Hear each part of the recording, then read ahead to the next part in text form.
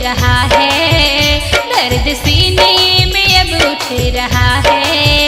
याद कर कर के ये रो रहा है, याद कर कर के ये रो रहा है।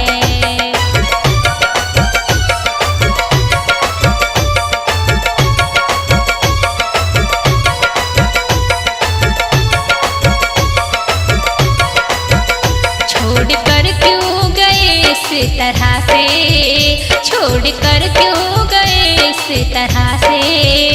अब तो मरने को जी कर रहा है, अब तो मरने को जी